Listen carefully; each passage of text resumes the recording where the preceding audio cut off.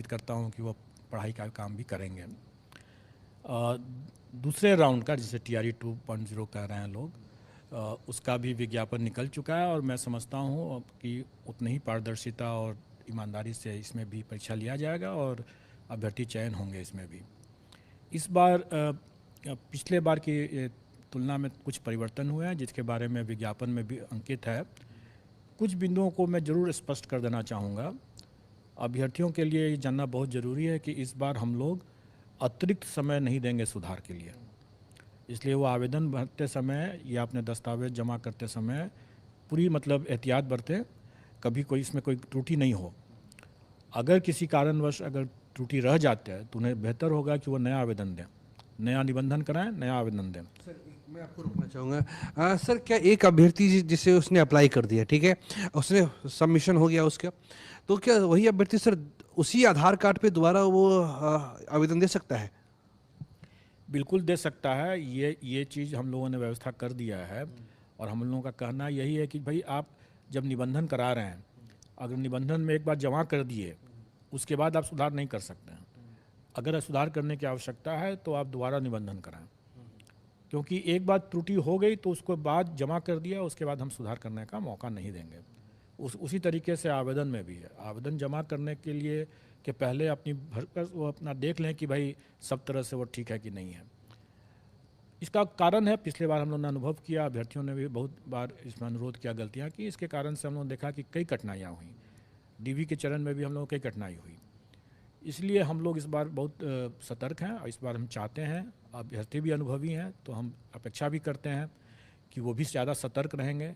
इस बार कोई दूसरे मतलब साइबर कैफ़े या किसी और स्तर से कोई गलती हो जाए तो वो गलती उनकी मानी ही जाएगी और उसके लिए उनको खामियाजा भी भुगतना पड़ सकता है। इसलिए सतर्कतापूर्वक अपना भरें, सही तरीके से हो जाएगा। फिर सर कई अभ्यर्थियों के सवाल ये आ रहे थे कि जैसे 6 to 8 में है, किसी का सोशल साइंस पे उसने ग्रेजुएशन में हिंदी भी रखा है और अंग्रेजी भी रखा है, तो क्या सर वो जो अप्लाई करने के टाइम में क्या सर वो हिंदी सब्जेक्ट भी दे सकता है, अंग्रेजी सब्जेक्ट भी दे सकता है, या फिर वो 6 to 8 के लिए 2 अलग अलग फॉर्म भर सकता है क्या?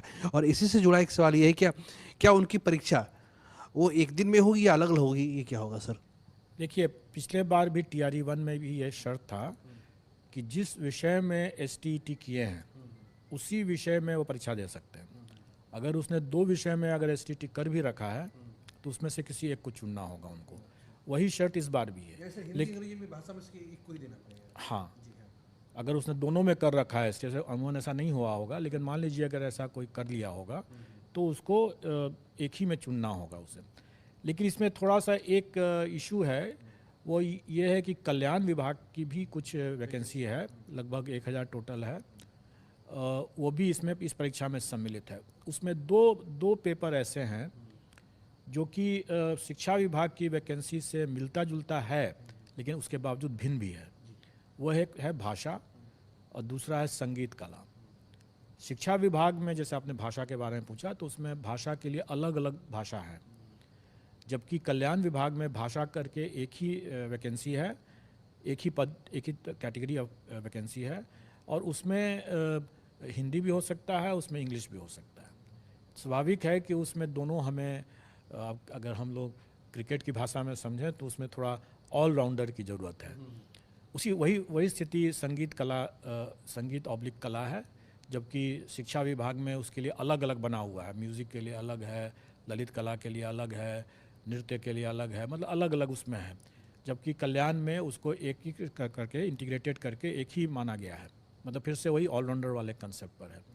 स्वाभाविक है कि इसमें जो अभ्यर्थी दोनों में देना चाहेंगे, मतलब शिक्षा विभाग में भी मान लीजिए अंग्रेजी में देना चाहें और कल्याण के भाषा में देना चाहें तो दे सकते हैं। और इसके लिए हमको भाषा जो कल्याण की जो भाषा पेपर होगा और कल्याण विभाग का जो संगीत और कला का जो पेपर होगा वो हमको अलग से लेना पड़ेगा, क्योंकि एक ही अभ्यर्थी शिक्षा विभाग का भी दे सकते हैं और फिर इसका भी दे सकते हैं, इसलिए हमें अलग अलग करना पड़ेगा इसको। सर एक सवाल ये है कि BPSC ने के पास जो आपने जो एग्जामिनेशन कैलेंडर जारी किया था, जो शिक्षक भर्ती परीक्षा है सर, इसके साथ और भी कई लंबित परीक्षाएं हैं सर, हजारों की संख्या में एप्लीकेंट हैं, वे वेट कर रहे हैं कि क्या विभाग के पास केवल शिक्षा विभाग ही रह गया है कि आयोग के पास कुछ और भी तो विभाग हैं सर, उसका रिजल्ट कब तक आएगा सर? इस सवाल का जवाब लोग जानना चाह रहे हैं। आपके प्रश्न बिल्कुल सही हैं और इसी कारण से हम लोगों ने पिछले बार भी यह